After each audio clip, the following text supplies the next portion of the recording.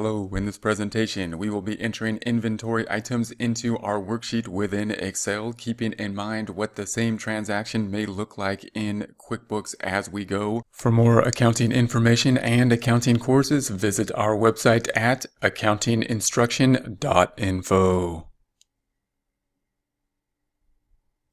First, we'll take a quick look at what this might look like in QuickBooks and then go to our Excel worksheet and enter the data there.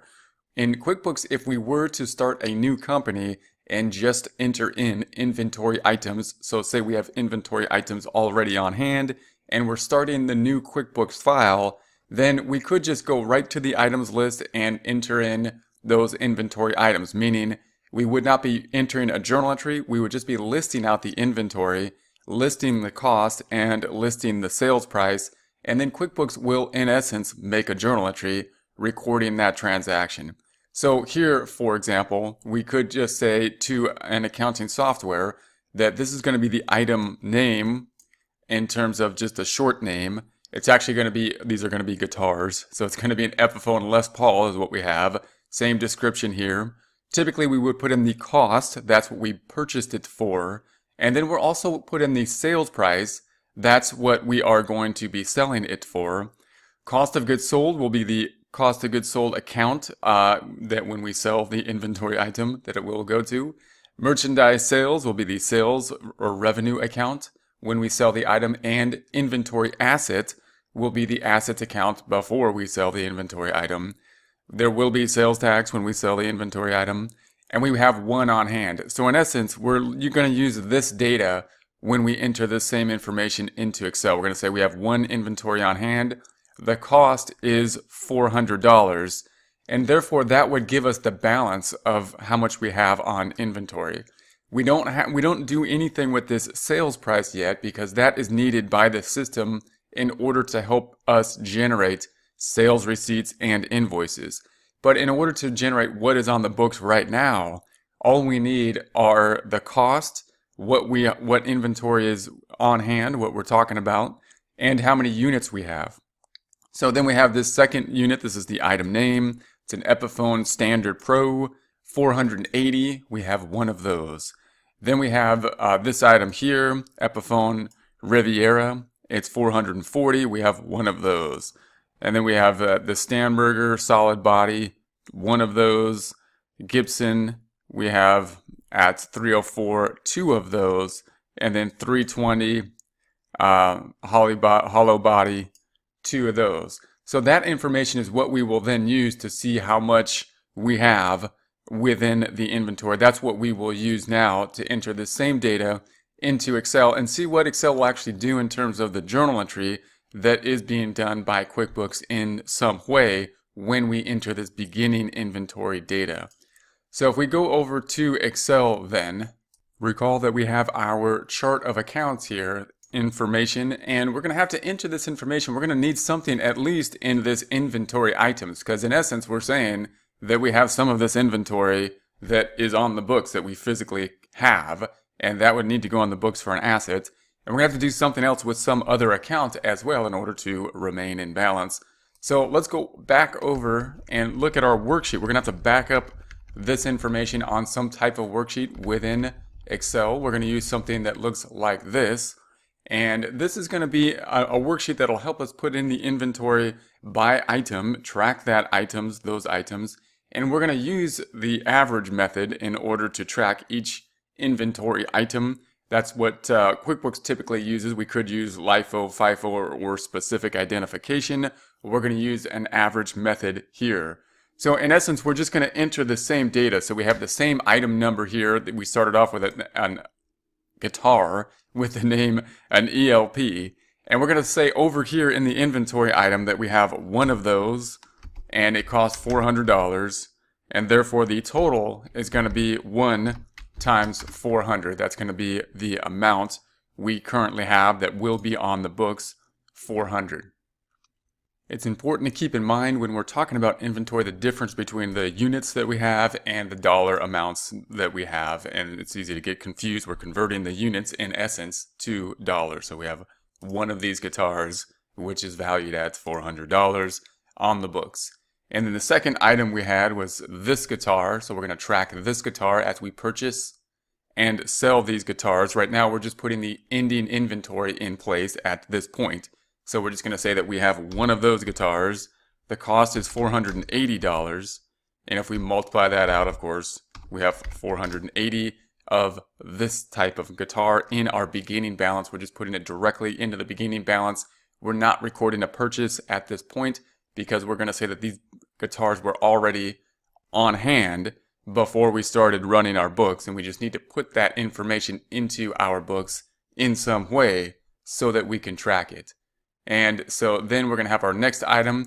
Note that I'm going to put these in here as of the first of the month, so we're putting them in here as of January 1st. We're starting the new year, and we're going to put this information. We have one guitar at 440, so if we multiply that out, then we have $440 worth of guitarness for this particular guitar model. And then we're going to go down to the next guitar model where we have, once again, January 1st, ending inventory, one guitar at 328 for a total of the 1 times 328, enter. And note when we do this formula, all I'm doing is pointing to, we're going to say equals, point to the cell we want to multiply times the second cell. And we could just type in the number, but anytime we can use formulas, we are going to use formulas as best we can. And I'll try to demonstrate that as we go. Next item we're going to have on, once again, January 1st. Note here that we have formatted the cell to have dates in the cell. That's why it's appearing as a date in these cells. That's going to be the format of the cells, which can be found if you were to go to the Home tab. You were going to go to the numbers and look at the formatting. There's different date formattings that we can use. We have a specialized date formatting here, but if you wanted to format something within a date, you can use the short or long date in general, and that'll help you out with that type of information. In this case, with this particular guitar, this guitar here, we have two of those at 304, which is going to give us a total of, we're going to say this equals that 2 times 304, enter. That's going to be the 608. And the next item we have is going to be on January 1st as well, 1-1. And we're going to say that we have two guitars at 320. So that equals, we're going to point to the two guitars times 320, and that will give us 640. So the total here is going to populate for us automatically with this first worksheet. We're going to have to adjust that as we go, but if we double click on the total, all it's doing is taking each of these cells. We can see the highlighted cells, 400, 480, the 440, the 328, the 608, the 640, that providing us with two. Hello, in this presentation we will be entering inventory items within our Excel worksheet for our bookkeeping problem, and keep in mind how that may differ from us putting that same information into accounting software such as QuickBooks.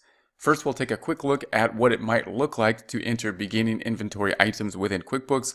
Then we'll jump over to our Excel sheet and enter that data into the Excel sheet and see what is going on. If we put in beginning inventory into QuickBooks, it might look something like this, meaning we're saying that the shop has already been in process. We already have inventory on hand. We physically own inventory, and we just need to put it on the books so that we can then track when we sell what we currently have. If we were to use software like QuickBooks, in essence, we would just need to list out this information, and QuickBooks would put that information into our ending inventory in a relevant format and record the journal entry that needs to happen in order to remain in balance. We'll see that process as we put that information into an Excel sheet. So if we put this information into QuickBooks, for example, we're going to list out, in this case, a bunch of guitars we have. We're going to sell guitars and put that information into our inventory items. So we could just have a list here. We'd say this is the abbreviation, the item name, it's an ELP, It's an Epiphone Les Paul is the full name. And it's $400 cost. That's what it cost to us. We have a $500 sales price. That's what we are going to sell it for. And the cost of goods sold is the account that we will use when we sell the item, meaning when we have an invoice or sales receipt, as well as the sales merchandise. That's our revenue account when we sell the item. This will be more apparent. We'll go over this more when we sell the items. But this is what we would need to input if we were going to put this information into QuickBooks. Then the inventory asset, that's going to be the asset item for the inventory before we sell it. It's going to be subject to sales tax. And we have a quantity of 1. And we put it in there in essence at 12/31/2020, meaning the December before the date in which we're going to start entering data. So we're putting this information right before we actually start entering data, hopefully hoping that QuickBooks will do whatever it needs to do at that point. It'll roll over, and in January, then we'll be at the starting point we need to be at without any kind of messy stuff going on at that time. In essence, all we need in order to enter this stuff into Excel for this time point is going to be, we're going to use the name so that we can have a worksheet for it, and then just the cost of the guitar and how many we have. That will allow us to calculate what the ending inventory is, which in essence is what we're going to put on the books at this point. The rest of this information is really information we're going to use later when we start creating invoices and we start creating sales receipts. We're not actually going to have any sales items at this point in time, meaning our financial statements don't have any of these numbers. They include these numbers that are currently on the books because the guitar has not yet been sold and has a cost, a value to us on the books. So then we have this guitar. We're going to put this name for $480 cost. We've got 1 of those. We're going to put this guitar, an Epiphone Riviera, for $440, 1 of those. We've got this guitar, Steinberger's solid body, $328. We have 1 of those. And then we've got the Gibson, and that's going to be $304. We've got 2 of those. And then we have the Epiphone Hollywood, 320 of those. $320 cost, and we have 2 of those. That's the information then that we're going to put in to Excel. Here is our Excel worksheet. Last time we left off with just basically a list. We have some of this other information here, but really we just have a list of our accounts. We're going to start entering data now, that data now being the inventory asset. We need to increase this inventory asset, and we're going to back that up by, in essence, some type of subsidiary ledger, some subsidiary ledger to that, meaning a list of the assets that we have and the value of those assets. That, in essence, is what we just looked at in terms of the list of inventory items within something like a QuickBooks item. As we go through this, I'm going to try to point out some Excel here, but I'm not going to go all the way back to the basics. We'll look at some of the cell references. So I might go a little bit more fast for complete beginners, but we're not going to use anything complex in Excel. We're just going to use the sum function, addition and subtraction, and multiplication within these cells. So we'll go over Excel as we do this. This is a big worksheet, but we're not using complex formulas within it. What we'll start with here is we're going to go all the way over to the right, and that's where we're going to have our backup, our subsidiary account for our subsidiary ledger, in essence, for the inventory asset, backing up this inventory asset. So I'm just using the right arrow and going all the way over here. We're going to go past the general ledger. We're going to go past the financials, and then we're going to be over here in our account for inventory. I'm in CE4 in essence. So it's going to go A through Z and then start with 2 letters here as we move forward, going from left to right. Instead of making multiple tabs, we're going to put as much as we can on one tab so we don't have to go back and forth between the tabs, and we can put things side by side that way by hiding items, which we'll do later. So this is going to be a worksheet, a typical type of worksheet we have when we track inventory within a QuickBooks type system. And we could track inventories multiple different ways. We could use specific identification and know exactly which items we have and which we're selling. We would have to have like a serial number in order to do that. So if we sold like a car, we'd have a license number of some kind or a serial number on the car. And we could use first in, first out, last in, first out, or average, which are cost flow assumptions. In essence, that's what we're going to use here. QuickBooks, the on-ground version or the desktop version, uses an average method. Online, typically we'll use a first in, first out method. They're going to be similar in that we're going to make assumptions about the flow of the inventory. We're going to put the purchase information here. Cost of sales is when we sell the item, and inventory item information here in these three tabs.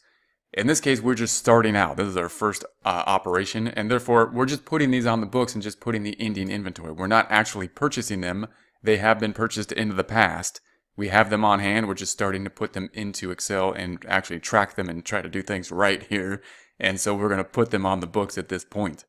So we're just going to list those items out in the inventory over here. So in order to do that, we're just going to put the quantity, the cost, and then multiply them out. So this is cell CN5, CN5. So it's CN and then 5. We're just going to put the quantity, which was 1. I'm going to select tab to go to CO5, and then we're going to type in the cost of 400, tab, we're now in CP5, and we're going to multiply this out. Anytime you do a multiplication or any type of just calculation in Excel, you first have to have an equals, and then I'm just going to point to the cells we want to multiply. We're going to just say 1 times 400, which would be 400, but we're going to point to the 1, which is in cell CN5, and say times, which is the asterisk, and point to the 400, which is in cell C05, and then we'll select enter. Now, if anything goes funny, if anything goes wrong, and you start doing something like this, and you start clicking around while you have a function going, then don't worry, just delete everything that's in this function and start over again. If you select enter, you can also use the undo function. You can't really undo when you're in a cell and you're moving around like this. If you're clicking around, it's hard. The undo function doesn't always work in that case, but you can delete the entire thing and then undo, and then select the undo. Okay, also note that there's a difference when you're on the cell than in the cell. So if you double click on the cell, then you'll be in the cell and you can change the formula. Once you select enter or tab, you're now off the cell. If you go back on it, you can see if there's a formula in the tab in the formula bar here, and if you double click on it, you'll be back in the cell. So that's just a little bit of that, so you have to just play with that in order to get more of that information. So we're going to scroll down, we're going to enter the same data. So this was for the first guitar, the ELP guitar. We're going to scroll down to the next worksheet for this guitar, whatever that name was. And note we're going to enter this stuff as of January, as opposed to within QuickBooks, where we entered this information as of the end of the month in December. We can just put it in there in January because we're going to do the journal entry and we know where the other side is going to go. So we'll just enter this stuff in January, the first date of operations, when we put it into QuickBooks. We're going to be over here in cell CN20, and we're going to have one of these, tab, in CO20. We're going to put the cost of $480 and tab, and then we're going to calculate this out once again, 1 times 480 or equals, point to cell CN20, times, which is the asterisk, point to cell CO20. Now we're in the cell. I'm going to select enter to be off the cell, and it will then calculate to be 480. It's also important to keep in mind what units are versus what the dollars are. We may not always put a dollar sign to separate that difference between units and dollars, but we'll try to here just to make that an important case. It's important to note we cannot put inventory on the items, in this case guitars, as we have 2 guitars so far. We have to put it on there and convert it to dollars. Seems obvious, but it can actually be a little confusing. We have to do a conversion just like if we converted currency or something like that. We're converting units to dollars. So now we're going to have this guitar here, and we are on CN31, one of those, and tab, the cost of 440. Tab, we're now in CP31. We're going to do the calculation of 1 times 440, which is going to be calculated as equals point to the 1 in CN30, times asterisk, point to the 440 in CO31, and then select enter. We have the 440. Scrolling down to the next item, here's our next item of inventory. We're going to put that information over here in CN42. We're going to type in the amount of guitars, which we have 1, tab, the dollar amount, which is going to be 328 in CO42, tab, and then in CP42 we'll do the math. 1 times 328 by saying equals, pointing to the 1 in CN42, multiplying, which is the asterisk, pointing to the 328 in CO42, and then once we select equals or enter, it will do the math. Don't select equals there. Select enter, and there is the math, 328. Now we're going to do the next item. We're in this guitar, January 1st. We are in the inventory, ending inventory. We're going to say that we have 2 of those, tab, and the amount for each in CO76 is 304, tab. In CP76, we're going to do the math. We're going to say that that equals, point to the 2 in CN76, times, asterisk, point to the 304 in CO76, and enter. So we get the calculation of 608, and we do this one more time, one more guitar. This is the item name. This is where we're going to put the information in cell CN87. We have 2 of those, tab, amount 320, tab, and we're going to do the math. That's going to equal, point to the 2 in CN87, asterisk or times or asterisk, the 320 gives us the amount of 640. So if we then scroll down, we have the total here. It's going to calculate for us. We're going to have to adjust that as we go. If we double click on that, however, we can see, double clicking on this, that we then have, so I'm scrolling up, all the highlighted areas. So it's the 400, and here's the formula in CP87, plus the 480, scrolling down, plus the 440, scrolling down, plus the 328, plus the 608, plus the 640, and if we select enter, that gives us the 2,896. In essence, this is the backup. This is the number we need on inventory for the guitars that we have. This is the number that will be recorded by QuickBooks when we just enter this data into QuickBooks. We here, however, need to actually record that information in some format. We're going to use, of course, journal entries to do that. So I'm going to select the left arrow. I'm going to go all the way back. So I'm just clicking the left arrow, going all the way back to the beginning of our worksheet where we have our journal entries. Then I'm scrolling up. I'm in column A. I'm scrolling up. So I'm all the way back over here in A4. This is where we're going to select the journal entries. And the inventory is going to increase, and we're going to have to do something to something else. So I'm going to put the date here of our journal entry, which will be 1/1. And notice I'm just putting 1/1, which it's going to say 2017. Note that we're in 2021, but I formatted the cells just to have the day and the month, so we don't have to worry about the year. And then we're going to put the information in. So inventory is going to increase. Inventory is an asset. We're going to increase the assets, so we're going to do the same thing to it, which in this case is a debit. So I'm going to copy that. I'm on cell AJ7. I'm going to right click and copy it because I don't want to type it because I'll probably misspell it just out of, that's just what I do. And then I'm in B5, right click, and we're going to paste it, not this way, but paste it 1, 2, 3, just the values so it doesn't turn green, just the values only. And there's that. Now the amount, if we remembered the amount, we can just type that in. Well, let's just type it in here. So 2897. We don't need a comma or anything like that. It's just going to format for us once we select enter. I was going to use a formula, but then I was thinking if I changed the worksheet, that would change the formula. So I don't want to use a formula. And then we're going to need a credit. I'm going to represent the credits with a negative number.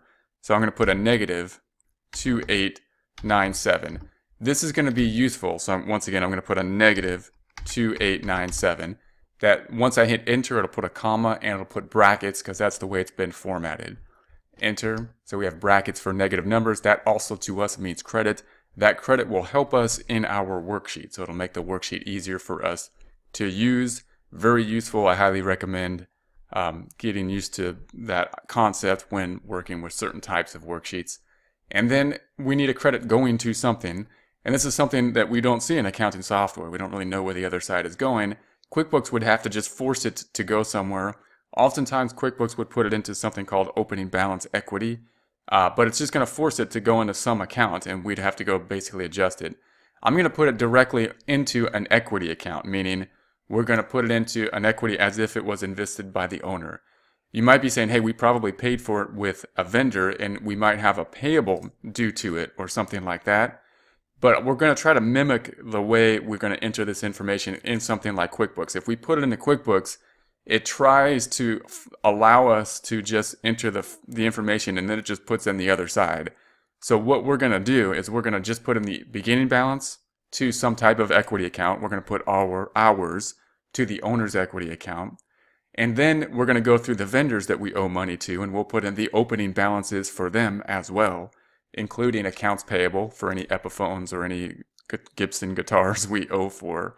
And then the other side of that will also go to equity. And that, in essence, is how QuickBooks allows us to enter the beginning balances without knowing journal entries, without entering two accounts. It basically just forces it to happen, and it pretty much works out because if we enter both of those two balances, it'll close out to the equity. So we'll see how that functions when we go forward. We're not going to use an opening balance, however. We're going to put it directly to the equity. So I'm going to copy the equity in cell. What cell is this? This is AJ22. Right click and copy. We're going to scroll back up. I'm going to put that in cell B6. Right click and paste it 1, 2, 3. Then I'm going to indent that by going to the Home tab, Alignment, and Indent. Or you could just double click on it and click 3 times. I might lock some of the cells, which will limit this indent thing. So if that is, then you could just double click on it and space 3 times. The reason I would lock cells is so you don't actually accidentally delete formulas that will mess things up for you and make problems happen. So in any case, now we're going to post this out. And if you don't indent at all, that's okay too. As long as it's in the credit side, that's what indicates that it's a credit. Next, we're going to record this journal entry. So we have this journal entry here. We're going to record it or post it to the general ledger. This is what we don't really see happen in QuickBooks, but we do see it just appear on the financial statements. And this is how that process is going to work.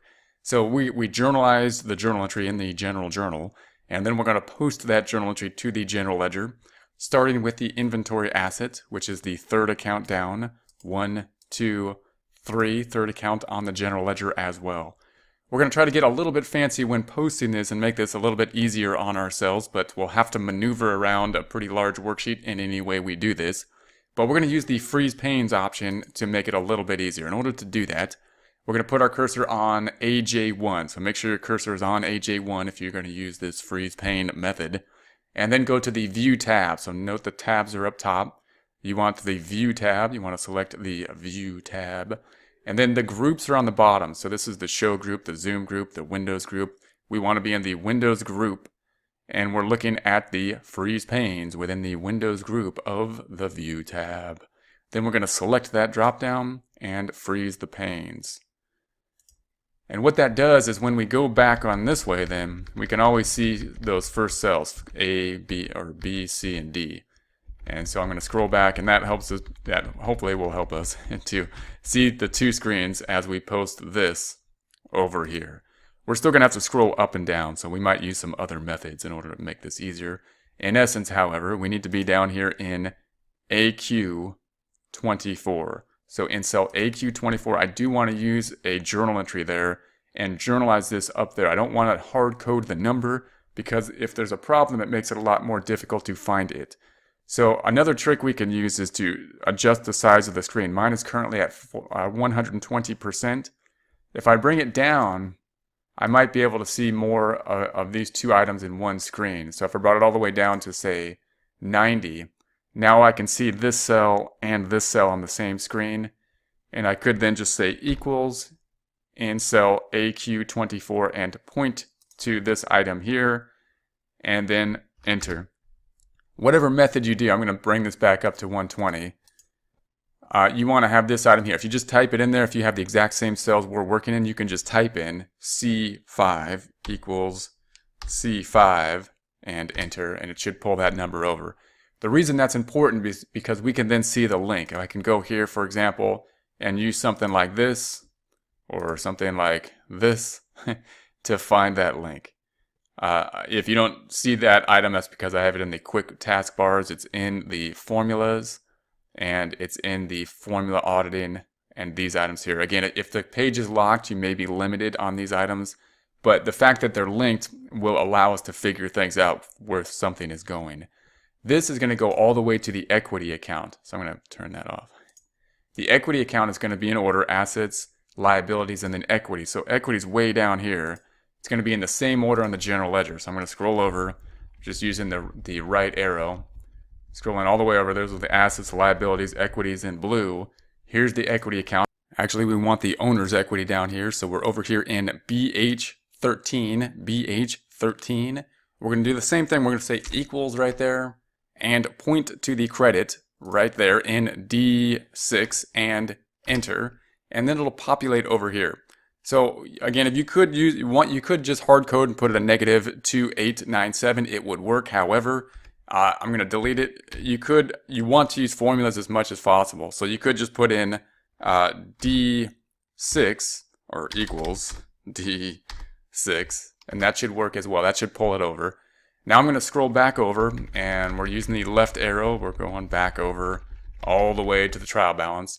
And we can see that that populates on the trial balance as well, meaning this number is coming from what we just entered over here, and this number is coming from what we just entered way over there. So now that's being used to populate. This is what is done automatically by accounting software such as QuickBooks. And the debits being represented as positive numbers here, minus the credits being represented as negative numbers here. I'm going to turn this off. Means that if we sum them up, the debits minus the credits would equal 0. That's going to be a useful formula for us to have. Once again, note that we don't have a debit and credit column in the trial balance. We're just checking to see that we are in balance by saying that debits minus the credits equal zeros. Very useful to do that, so I recommend getting an idea of that use of formatting the debits and credits. And there's no effect on net income right now. Nothing is in net income. And if we were looking to QuickBooks, we would note that QuickBooks would just generate a balance sheet and an income statement, and this GL information would not be there. It would be done basically behind the scenes. If we went to the GL, we would see it. And then we would not see the trial balance being generated. Typically, most people don't look at the trial balance, but it would be made. And then we would use that to make the financial statements, the balance sheet and the income statement. So if we look at that, then this trial balance can be used to just automatically generate the financial statements. So these two numbers then are going to the financials. I'm going to scroll all the way over with the right arrow, all the way over to the financials over here. And what we have so far is just our inventory at $2,897. Total assets then $2,897. Equity at $2,897. Assets equal liabilities plus equity. I'm going to go over here and format that cell. I'm going to go to the Home tab. I'm going to go to the underline and just double underline that. So this and that are equal. And we can also see that there's nothing on the income statement. We haven't done anything to income.